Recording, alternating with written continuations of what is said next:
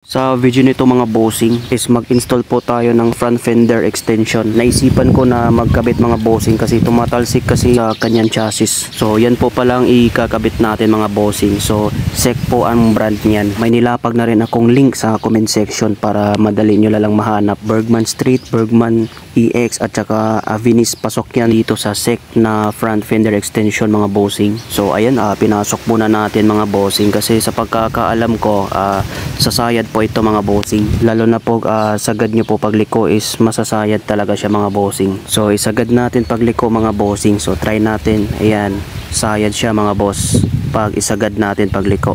Yan din ang problema sa isang kapwa Bergman natin is katagalan nagagasgas na po ang kanyang gilid mga boss. So ito po yung diskarte ko mga bossing para hindi po siya sasayad sa gilid ng kaha mga boss. So yun po ang problema niya mga bossing. So nasasayad talaga pag isagad. So bibigyan natin ng solusyon mga bossing kung paano ang diskarte. So sa akin lang boss, para hindi siya masasayad pag naka-center pa lang, is tinatabas ko yung plastic na naka-usli mga bossing.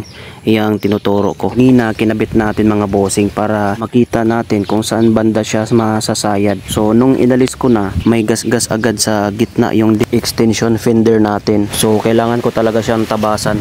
Bago maalis itong front fender is tatanggalin muna natin itong gulong kasi nasa ilalim kasi yung isang nut. Bale, tatlo po ang tornilyo yan mga bossing. Yung isa nasa ilalim, yan. Yung dalawang tornilyo mga bossing is nasa taas, magkatabi lang po yan. 10mm po pala dyan sa tatlong tornilyo mga bossing. So minarkahan po natin mga bossing. So bali apat po yan para madali na lang po tandaan pag binutasan natin. So itong ginamit na pambutas ko mga bossing is mabibili rin nyo ito sa Shopee. Nakalapag na rin ito sa comment section para madali na lang itong matap mga bossing.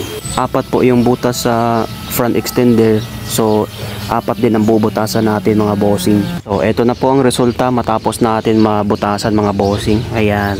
So ito ang diskarte ko mga bossing para hindi siya masasayad. Naglagay ako ng dalawang nut sa likuran po ito. Di ko na nilagyan sa magkabila ang gilid. So ang purpose lang po niyan mga bossing is para mabend po yung extended fender palapit sa gulong para hindi po siya masasayad sa magkabila ang gilid. Bali yung dalawang extra na nut na nilagay natin is natabunan po ng extended fender mga bossing. So ito na po pala yung final na pagkabit natin mga bossing. May kunting clearance pa siya bago mailapat kasi pag isagad kasi natin yun, bubuka konti yung extended fenders kaya siya nasasabit, lalo na kapag sagad mo iliko. So masasayad talaga sa magkabilaan. So ipasok muna natin to mga bossing kung talagang sasayad ba ito pag ililiko natin. So ayan, tinabasan ko na yan mga bossing para 100% po na hindi nasasabit sa extended fender. So sagad natin mga bossing para makita natin kung may sayad ba talaga.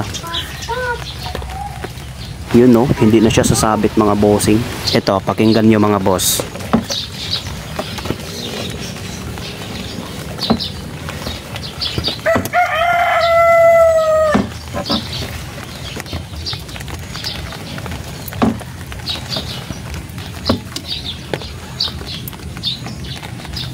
Oh, di ba? Wala kayong naririnig na may sumasabit. Since na nakabit na natin yung gulong, so i-check ulit natin kung talagang may sasayad ba.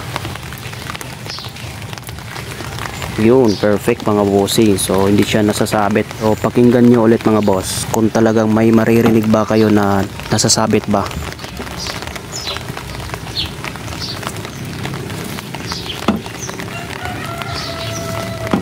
So yun lang po mga bossing. So sana nasundan nyo po yung video na ito.